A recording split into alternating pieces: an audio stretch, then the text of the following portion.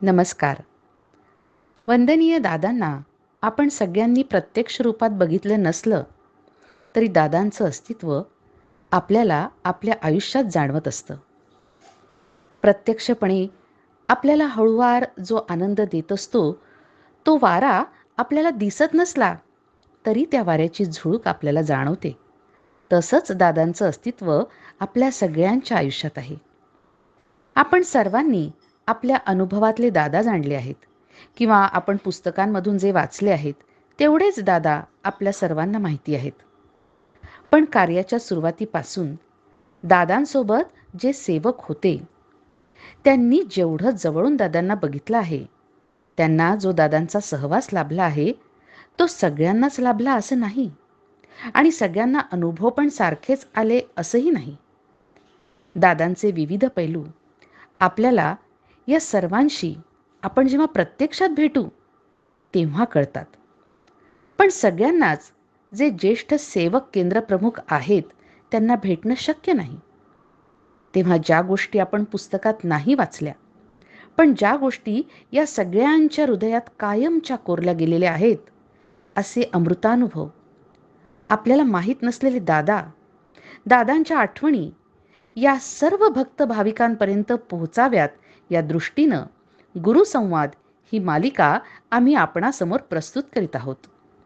या मालिकेमधून आपण न ऐकलेले, आपल्याला माहीत नसणारे वंदनीय दादांसोबतचे या सर्वांचे सुखद क्षण, अशा सर्व ज्येष्ठ गुरुबंधू भगिनी आणि केंद्र प्रमुखांकडून घेतलेल्या या मुलाखती आपण सर्वांना मार्गदर्शक आणि येणाऱ्या तरुण पिढीला प्रेरणा देऊन, प्रोत्साहित करून कार्य पुढे नेण्याला निश्चितच मार्गदर्शक ठरतील. या सर्व मुलाखती या चॅनलवर आपणास बघायला मिळणार आहेत. तेव्हा या अमृतानुभवांचा आपण सर्वांनी लाभ घ्यावा ही आपण सर्वांना विनंती. शुभम भवतु. गुरुसंवाद मालिकेअंतर्गत आजची मुलाखत आहे विजयपूर केंद्राचे केंद्रप्रमुख आदरणीय श्री शशिकांत आठले काका यांची. ही मुलाखत सप्टेंबर 2025 मध्ये विजयपूर येथे संपन्न झालेल्या अविस्मरणीय साधना संमेलनानंतर संकलित करण्यात आली आहे. यात आदरणीय आठले काकांनी सेवकांना अतिशय मोलाचे मार्गदर्शन केले आहे. हे सांगा. ऑस्ट्रेलियात झाला राणे मुंबईचे आले होते. कोरोनाच्या वेळी त्यांना निराकरण 7 जण वाचले म्हणाले आणि तर मेलोच असतो आम्ही. मला माहित आहे की नाही, फक्त फोन आला की त्याला जे सुते ते बाबांच्या नावावर निराकरण सांगायचं. एवढं तुम्हाला करणं शक्य आहे की नाही. सगळी सुविधा दिल्यावर आता आमच्या लक्ष्मी टाकीचा अनुभव सांगतो तुम्हाला. खरोखर म्हणजे डोळ्यात पाणी येते. आमचं लक्ष्मी टाकीज होतं सर्वांना माहित आहे. त्याच्यामध्ये आधी सुरुवातीला 4 पार्टनर होते. आम्ही आठले आणि जोशी नाही नाव सांगायचे नाही. आम्ही आठले 1 आणि हे बाकीचे 3.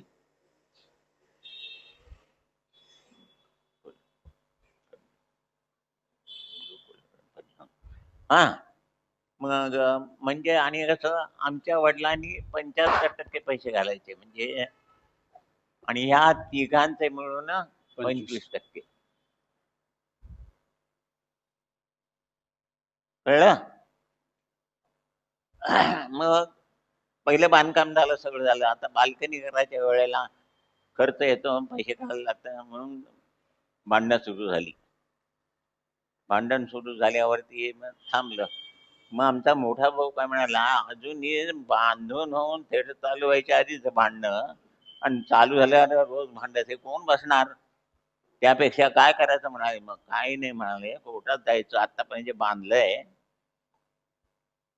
त्याच्याबद्दल काय करायचं विचार करायचा. गेलं कोर्टात प्रकरण गेल्यावर सर्व हिअरिंग झालं. सगळं झाल्यावरती त्या जजनी सांगितलं की तुम्हाला नाही आता पुढे काढायचं आहे ना, चौघांनी नाही म्हणून सांगितलं. मग हे लिलाव करायचं. आणखीन पैसे काय येतील, समजा 10,000 आले तर त्यांना 2,500 द्यायचे आणि 7,500 आमच्या वडिलांनी घ्यायचा. कळतंय ना, नीट आहे का. झालं. वडील आले, काय म्हणाले तर पुराणा धंदा पाणी काय करावं विठोबाचे भक्त होते. आत्ता सुद्धा येताना मी विठोबाच्या जाऊन आलोय. पण रे काय दिलं आपल्याला? तीर्थ. साखर. कशी बाई कुठली बाई आली आणि साखर काय दिलं? हे सगळं गोड होईल. मी म्हणलं विठोबाचं दर्शन घेऊन मग इथं मिटिंगला जायचं. तर आज आमचे विठ्ठलाचं सारखं तिथं सकाळी याला जायचे, आणखीन त्याचं नामस्मरण सारखं करायचे. तर 15 दिवस झाल्यावरती आता लिलावाची तारीख केव्हा येते? त्याच्या आत विठोबा स्वप्नात आला असा आमच्या वडिलांच्या. नीट ऐका. म्हणाले थेटचा लिलाव होणार आहे, काय तुझी मुलं भेट नव्हती, काय विचार केलायस तू? वडील म्हणाले काय विचार करणार, मला काय सुचत नाहीये, म्हणूनच मी आलोय म्हणाले, आणि मी तुला सांगतो. तर एक काम कर म्हणाले, एक कलेक्टर आणि 2 जजेस येतील लिलावाच्या दिवशी. मग त्यावेळेला लिलाव चालू झाल्यावरती तू आठले 15,000 म्हणायचं.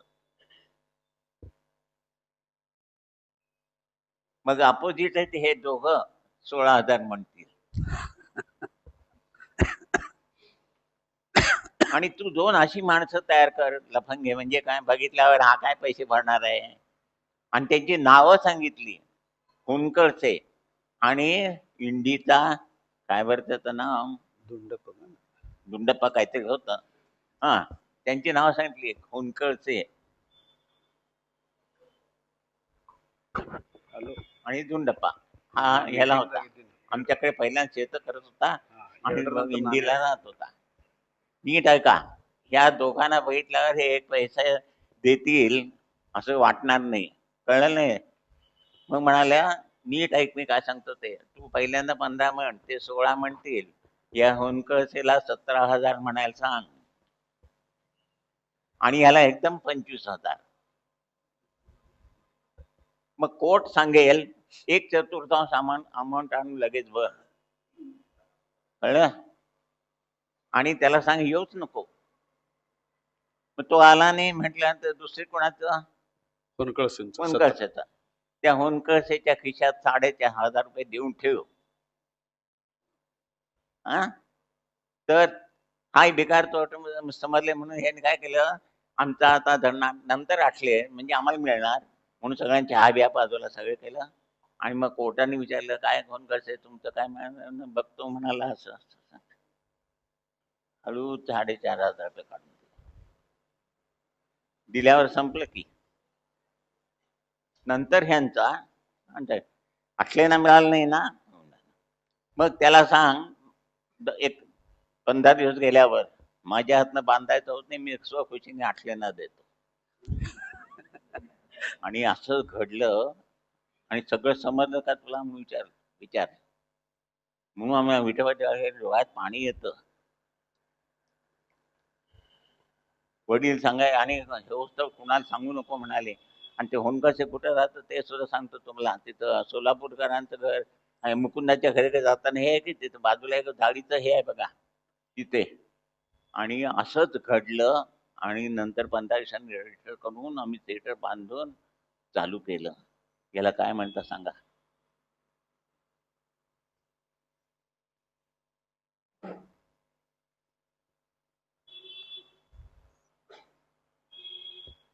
हे सगळं झालं आता. हे काय सांगणार असेल तर सांगा. पूजेचे वार आता प्रत्येकाचे जे वाट ठरले म्हणून हे असा लाभ झालाय. आणि परमेश्वर नेहमी असतो. आणखीन मी तुम्हाला अनुभव मागे सांगितलाय की शेषाचा शंकराची पिंडी आणि त्याला शेष होता. रोज पूजा करा तुम्ही, त्याला गंध लावत नव्हतो.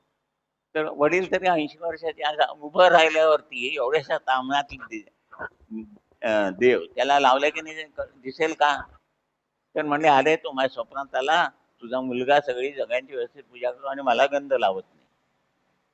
त्या दिवसापासून घरी ठेवलाय मी म्हणून, आणि इथं दुसरा बनवून दिलाय, त्याला पहिल्यांदा गंध लावतो आणि नमस्कार करतो. अशी अलौकिक अनुभव आहेत. तर म्हणून हे जे मिळालंय याच्या अट्टाचीमध्ये राहा, सोडू नका. अजूनही पुढे सांगा, पुढचं ऐकाल तर अजूनही तुम्हाला आश्चर्य वाटेल. प्रत्येकाचे जे वार ठरलेले आहेत त्याप्रमाणे पूजेला आणि जे जे महिने ठरले आहेत त्याप्रमाणे त्या त्या महिन्यात पूजेच्या तयारीला यावे आणि नवीन मुलांना पुढे शिकून घ्यायचं आहे. आज मी ह्यानं तुम्हाला तयार केलं नसतं, ह्याला तयार केलं नसतं तर मला रिटायरमेंट मिळालंच नसतं. आता मी काही करत नाही, येत नाही, सगळं बघतात हे व्यवस्थित आणि तिथल्यापेक्षा व्यवस्थित चालू आहे. पुढं काही आहे. आहार वाचा शुद्धी सांगायचं. हम्म. आहार आता देवाच्या कृपेने कृपा मिळाली आहे. उगीच कुठे पिझ्झा खायला जा, रात्री कुठे त्या ह्याच्यावर जावा धाब्यावर, हे असलं करू नका. तिथलं अन्न काय असतं की देवाला माहित. आणि तो तो अन्नाचा दोष 120 दिवस पर्यंत राहतो. आणि ही कृपा तुम्हाला जे साधने मिळतीये ती लोकांना वापरण्यासाठी द्यायच्याऐवजी ते दोष निवारण करण्यासाठी खर्ची पडेल. आतापर्यंत झालं ते झालं, ठीक आहे. पण ह्याच्यापुढे लक्षात ठेवा, तुम्हाला गुरु गुरु has selected you, so Guru has chosen you, so you have no choice. आणि केव्हा मरण येईल कुणाला माहित. म्हणजे सगळं व्यर्थ गेलं. उद्याचा दिवस, आपला आजचा दिवस शेवटचा असं दादा रोज म्हणायचे. आहार त्याच्यामुळे वाचा शुद्धी प्राप्त होती. आज तुम्ही जा तुझं काम होईल एवढं म्हटल्यावर होईल. कामकाजाला बसता तेव्हा त्याचं सगळं ऐकून घ्यायचं आणि त्याला काही काळजी नको म्हणून आधी हात द्यायचा आणि मग निराकरण सांगायचं. आणि नंतर पुन्हा कामकाजाला लावल्यावर पहिल्यांदा कामकाज नाव लावलं होतं का तुमचं, हो म्हणाला तर निराकरण वगैरे सांगायचं नाही.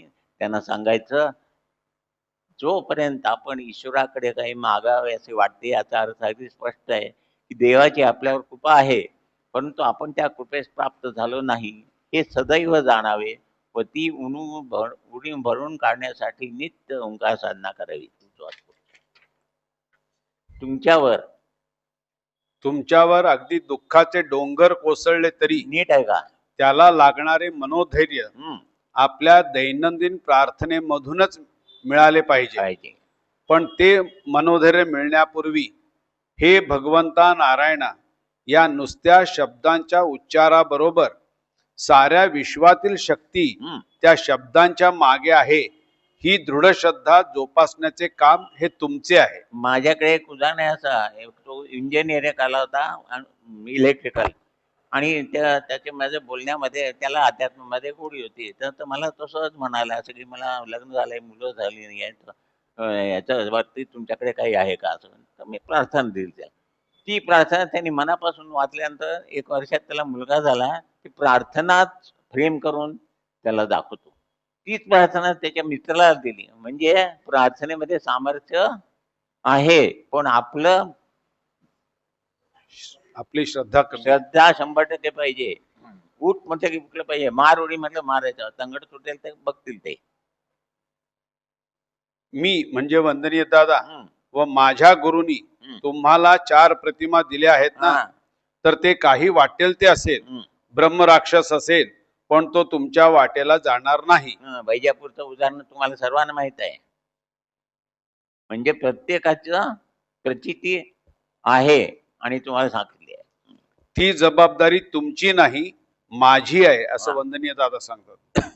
साधनेचा कंटाळा म्हणजे भाग्याला टाळा. टाळा.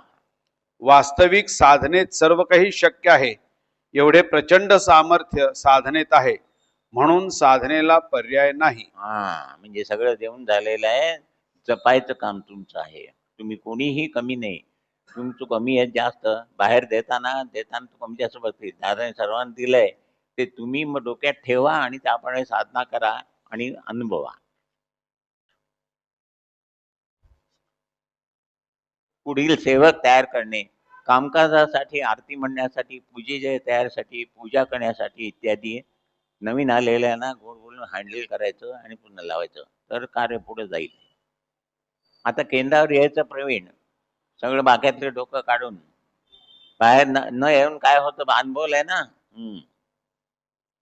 प्रत्येकाने त्याच्या वाढदिवसाच्या दिवशी कार्यक्रमावर 4 शब्द बोललेच पाहिजे. म्हणजे वाचाल काय कार्य आहे ते. त्याशिवाय त्यांना 100 रुपये द्यायचे ते द्यायचे नाही. केंद्राकडनं भेट देणार द्यायला सांगितले, मग बोललेल्यालाच मिळेल, बोललं नाही तर नाही, आम्हाला नकोच, आम्ही बोलत नाही. सेमिनारची पुस्तके, इतर कार्याबद्दलची पुस्तके यांचे थोडे थोडे वाचन करा, म्हणजे मार्ग काय ते कळेल. शांत राहून गुरुकृपेने सर्व चांगलेच होईल हा विचार करून शांत राहायला शिका. व्हिडिओ वाचून दाखवणे तो व्हिडिओ आहे. शांत राहिलं म्हणजे काय होतं, नाही तरी ओरडाआरडा करून नंतर काय म्हणता हो तुम्ही, काय होतं हे नका जाऊ हा, दे सोडून. हे ते मरू दे, ते आधीच म्हणा ना, आधीच म्हणा आणि शांत राहा. जे काही येतंय तुम्ही आता गुरूंच्या झोळीत आहे म्हणताय, जे जे येतंय ना ते त्यांच्या कृपेने येतंय आणि काय पाठवायचंय ह्याचं प्लॅनिंग त्यांच्याकडे आहे. मग तुम्ही कशाला डोकं फिरून येता उगीच? शांत बसायला चालू करायचं बघा, ओम श्री साईनाथाय नमः किंवा असं म्हण, हे चिदान देगा देवा तुझा विसर न व्हावा, गुण गायीन आवडी हेच हीच माझी माझी सर्व जोडी. सर्व जोडी, नलगे मुक्ती धन संपदा, संत संग देई सदा. मुक्ती मागितली नाही, मुक्ती लोक दादा म्हणायचे मुक्ती कोण मागतं, भॅड लोक. आता मला सगळं माहिती झालंय, मी जर घरात बसलो असतो तर तुम्हाला ज्ञान झालं असतं का? म्हणून जन्माला यायचं परत आणि पुन्हा त्या लोकांना हेच दान देगा देवा ह्यांना विसर न व्हावा असं आहे. मला विसर झाला नाही म्हणून तर मी जन्माला आलो. गुण गावडी आवडी म्हणजे गुण तुझे गाईन यांचे नाही, गुण गायीन आवडी हीच माझी सर्व जोडी, नलगे मुक्ती धन संपदा, पोटापुरतं दे, संत संग देई सदा, तुका म्हणे गर्भवासी सुखे घालावी आम्हाला. शांत राहून गुरुपेने येईल ते येईल त्याला पुढे जायचं. निवेदन रोज साधना प्रार्थना व स्तोत्रे ह्याचे महत्व हे वाचणे. धन्यवाद.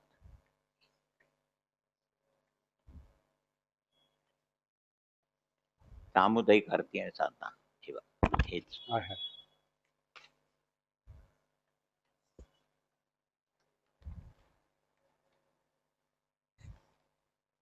उपीट दिलं नाही खरं, मग बिस्किट डोळ्यावर यायला लागली. बिस्किट डोळ्यावर येणार हं? ते भूक लागल्याचं कारण आहे. 1 वाजला काय आणि 11 वाजले, 11ला कोण जेवतात काय? जेवण नकोय त्यांना, पण नाश्ता झाला असता तर बरं झालं असतं. असं चला, सामुदायिक आरती प्रार्थना व साधना याचे महत्व याबाबतचे निवेदन. नीट आहे का? तर असं करा म्हणजे झोप जाते. काही लोकांकडून कधी कधी अशी विचारणा केली जाते की हिंदू धर्मात नेहमी उपासना पद्धतीबद्दल आणि कुलदैवत कुलाचाराबद्दल सांगितले जाते, हा, पण जगात असे कितीतरी धर्म पंथ आहेत की ज्यांच्यामध्ये कुलदेवताच नाही. हं. मग अशांना कुलदोष कुलदैवतांचे त्रास का होत नाहीत? यांचे कसे काय सर्व सुरळीत चालते? मग ह्यांना का त्रास होत नाही? तर मुसलमानात कुठे कुलस्वामी आहे, कुलदेव आहे? मराठ्यांच्या काय त्यांचं सगळं चालतं की. ख्रिश्चन मध्ये कुठे कुलस्वामी खरे तर हे प्रश्न चूक नाहीत नाही. आणि म्हणून ह्याचे उत्तर शोधायचा प्रयत्न केला असता येथे जे उत्तर पुढे सांगणार आहे हा, ते कदाचित एकांगी ठरेल, परिपूर्ण म्हणता येणार नाही, पण काही अंशी समर्पक वाटते. हा. उत्तर: हे सर्व इतर धर्मीय लोक सामूहिक उपासना न चुकता करतात. म्हणून गुरुवारी संध्याकाळी आरतीला येणं किंवा सोमवारच्या अनुष्ठानाला येणं आवर्जून. मी असे लोक बघितले, त्यांचे कलेक्टर होता मोहसिन म्हणून, आमच्या थिएटरला लायसन्स मिळायचं होतं 10ला, तर ऑफिसला आला असता तर रिन्यू केलं तर 12चा खेळ चालू झाला असता. पण नाही, तो 1 वाजल्याबरोबर याला गेला नमाज पडायला आणि मग आल्यावर साईन केल्यानंतर आमचा 3 पासून खेळ चालू झाला, म्हणजे 12चा 1 गेला. तो म्हटलं तुमचं गेलं तर काय झालं, माझा नियम. असे आपण आहोत का? गुरुवारी जायचं म्हणजे जायचं, मग काय वाटेल ते होऊ दे, असं एक नियम करा. सोमवारचं अनुष्ठान जास्त महत्वाचं आहे, ते इतरांसाठी आहे, म्हणून त्यात काय नाही आहे, न्यास नाही आहेत आणि ते काम पुण्यकर्म म्हणून तुम्हाला तिकडे उपयोगी पडणार आहे. मी एका श्रीमंत माणसाची गोष्ट सांगितली होती. गाडीतून चालला होता. त्याच्या डोक्यात असं आलं की एवढी संपत्ती मिळवली, मी एवढं हे लय भारी, म्हणजे कुठेच दिवस होता. हे सगळं मला परलोकात कसं घेऊन जाता येईल म्हणून आला ऑफिसमध्ये. ऑफिस मोठं होतं, सगळा स्टाफ होता चांगला. सगळ्यांना बोलवलं आणि सांगितलं, ही संपत्ती मला तिथे कशी घेऊन जाता येईल ह्याचं उत्तर द्या, स्टडी करून एक 8-10 दिवसांनी. सगळे म्हणाले याला काय वेळ बीड लागले का नाही, आता पण कोण संपत्ती घेऊन गेलाय. मग असं चर्चा होता होता एक हुशार भेटला, ICS ऑफिसर होता. तो म्हणाला, मी तुमच्या साहेबांचं उत्तर देतो. मग साहेबांच्याशी बोलायला बसला. म्हणाला, साहेब तुम्ही कधी अमेरिकेला गेलायत का? अरे म्हण गेलायत काय, म्हणजे पुष्कळदा गेलोय. पण तिथं आपले पैसे चालतात का? नाही म्हणा, तिथं काय चालतं, पाऊंड, हो का नाही. आणि दुसरीकडे कुठे गेला? रशियाला गेला, तिथलं वेगळं होतं. याला गेला, आम्ही गेलो होतो लंडनला, तिथलं काय होतं ते युरो. लघवीला गेलं तर 1 युरो म्हणजे 80 रुपये. आम्ही लघवीलाच जात नव्हतो.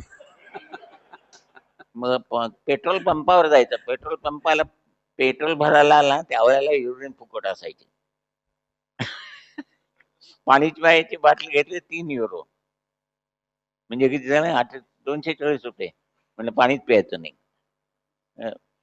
तसं ते म्हणाले, मग जसं अमेरिकेला गेला तर युरो लागतात, तिकडे पाऊंड लागतात, तसं तिकडे तुम्हाला घेऊन ही संपत्ती न्यायची असेल तर दान धर्म करा, शिक्षण संस्थेला देणगी द्या, सत्कर्म करायला पाहिजे.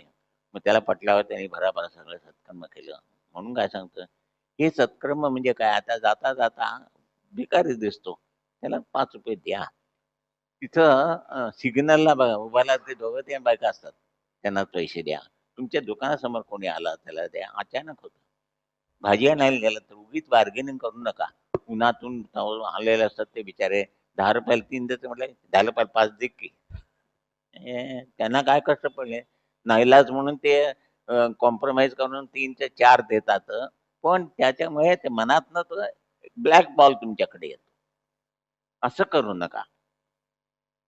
जेवढं आपण चांगलं दुसऱ्यांची आपल्यासाठी चांगलं वागायचंय हे लक्षात ठेवा. लोक काही म्हणू देत, लोक काही हसतील, तुम्ही काय ओरडला, एखादा रागावला तरी त्याला तुम्ही मदत करता म्हणजे काय? मग त्या हत्तीने ह्याला वाघाला पाण्यात सोडून द्यायला पाहिजे होतं. ते क्रूर क्रूर प्राणी असून त्यांच्यात जर एवढा काय म्हणतात स्नेहभाव असेल तर आपल्यात किती असायला पाहिजे. तर सामूहिक उपासना आपण हे सर्व इतर धर्मीय सामूहिक उपासना न चुकता करतात, म्हणून परमेश्वरी तत्व त्यांना सांभाळून घेते. आपण हिंदू धर्मीय सामूहिक उपासना करीत नाही. उलट जेथे सामूहिक उपासना होत असेल तेथे जायला सर्वात जास्त कंटाळा करणारा समाज म्हणजे आपला समाज. सामूहिक उपासना ही खरे तर आपल्या वैदिक धर्मातील गुरुकुलातून उत्पन्न झालेली प्रार्थना व्यवस्थाच आहे. सामूहिक उपासना ही सर्व धर्मात साप्ताहिक किंवा आठवड्यातून एकदा म्हणजेच 7 दिवसांनी केली जाणारी उपासना आहे. आता 7 दिवसांनीच का? त्याचे कारण असे आहे की सामूहिक उपासनेची स्पंदने 7 दिवस टिकतात.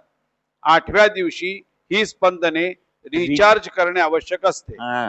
आपण जेव्हा एकत्र येऊन उपासना करतो तेव्हा जितकी उपस्थिती असेल तितक्या प्रमाणात उपासनेची स्पंदने निर्माण होऊन आपल्याला त्याचा लाभ होतो. समजा एखाद्या मंदिरात रामरक्षा पठण सुरू आहे आणि तिथे 50 जण बसलेले आहेत. नीट आहे काय? एका माणसाच्या रामरक्षा पठणाने 10 ग्रॅम स्पंदने तयार होत असतील तर तेथे 50 माणसे असल्याने ती स्पंदने 50 गुणिले 10 बरोबर 500 ग्रॅम स्पंदने प्रत्येकाला प्राप्त होतील. एका माणसाला 500 ग्रॅम स्पंदने प्राप्त करायला 50 दिवस रामरक्षा म्हणावी लागेल. तर सामूहिक उपासनेत एका वेळी 50 दिवसांची प्राप्ती करता येते. ही तुम्ही काही न करता पण ही प्राप्ती टिकवून ठेवण्यासाठी हं? आपल्याला 8व्या दिवशी एकत्रित येऊन उपासना करणे जरुरीचे आहे. हा ह्यात जेव्हा नियमितपणा येतो तेव्हा अडचणी आपोआपच सुटताना दिसतात. हा म्हणजे प्रश्न विचारायचा प्रश्नच येत नाही. बंद झालेले मार्ग आपोआपच खुले होताना दिसतात. जेव्हा एखाद्या भूमीवर सामूहिक उपासना सतत चालू असते तेव्हा त्या भूमीमधील दोष नाहीसे होऊन नैसर्गिक आपत्तीपासून आपोआपच संरक्षण मिळते. समाजाचे देशाचे सामूहिक प्रारब्ध सौम्य होते.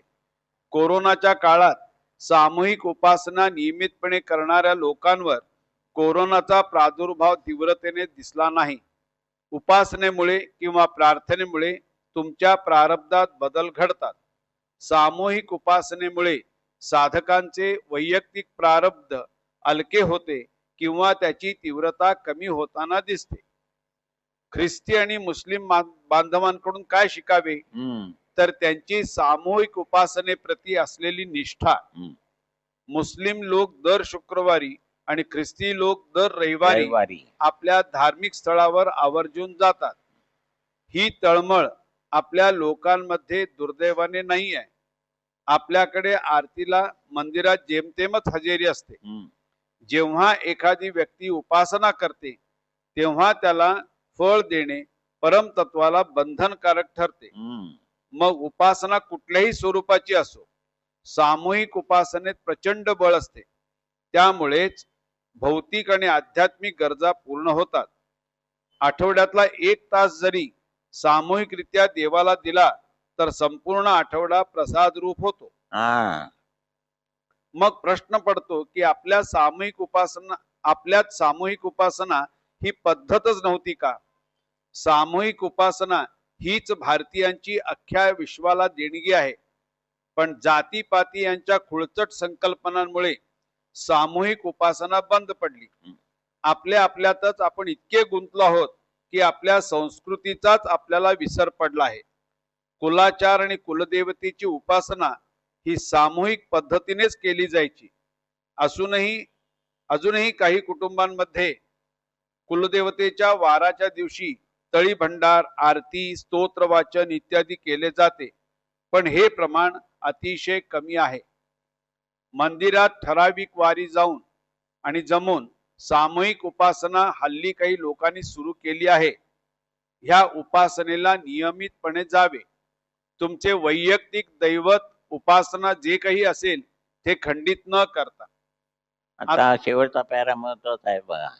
आत्ताच्या भयानक काळात हा, सामूहिक उपासना अतिशय गरजेची आहे. आहे एक अदृश्य संरक्षण कवच सहजपणे प्राप्त होऊन जाते. इतर धर्मियांकडे तर मंत्रही नाहीत. आपल्याकडे तर बीज मंत्र आणि सिद्ध स्तोत्रे आहेत. ती आपल्याला पुरून उरतात. कारण एकच सामूहिक स्तोत्रांची उपासना मोठ्या प्रमाणात आणि नियमितपणे त्याची आवर्तनी होऊ लागल्यास धर्म प्रसारात ह्याचे किती मोठे बळ प्राप्त होऊ शकेल याचा प्रत्येकाने विचार करावा. म्हणून ओंकार साधना करायची 30 मिनिटाची. मेरी दुआ म्हणायचं त्याला. मेरी दुआ किस तरह से पूरी करो भगवान. जब जब मैं सिर झुकाता हूँ मेरे साथ जुड़े हुए नहीं जुड़े हुए सब विकलांग वालों की, परिवारों की तथा रिश्तेदारों की जिंदगी सवर जाए. सगळ्यांना प्रार्थना झाली. आणि आतापर्यंत केलेलं सगळं रात्री तुला प्रेमाने समर्पित करतो म्हणून तिकडे ढकलून टाकायचं. म्हणजे आपण कर्ममुक्त. ती कर्म स्वतःवर घेऊन त्याला सरळ करणं त्यांच्या हातात आहे. एवढं म्हणायला किती 3 मिनिटं लागतात. पण ह्याच्यातून आपण, मला खरं सांगतो, दुपारी सुद्धा 3-4 तास आराम झोप लागते. आणि रात्री 10:30 एकदा झोपलो की सकाळी 6:15 उठतो. विश्वास बसेल का तुम्हाला? का तर हे रिकामं ठेव आहे. तुमचं भरलेलं असतंय आणि सगळं नको ते रात्री स्वप्न दिसतं. है की नाही? हो काय नाही. हा, मला काय नाही. माझा मूड गेलेला बघितलं का रे? इथं माझ्या शेजारी राहताना तुम्ही ह्या दोघी तर बघितलं का रे? आज माझा मूडच नाही. कुठे गेला? सारखं उत्साही राहावा. आजचा गेलेला दिवस परत मिळणार नाही. गेलेला क्षण परत मिळणार नाही. म्हणून चांगलं झालंय. आणि चांगलं बोलायचं, चांगला विचार करायचा. या मुलाखतीचा पुढील भाग आपण लवकरच प्रक्षेपित करणार आहोत. तरी सर्वांनी नक्की बघा आणि अशाच अनेक सुंदर मुलाखतींसाठी गुरुसंवाद चॅनलला सबस्क्राईब करा. अनेक लोकांपर्यंत गुरुसंवाद पोहोचवा.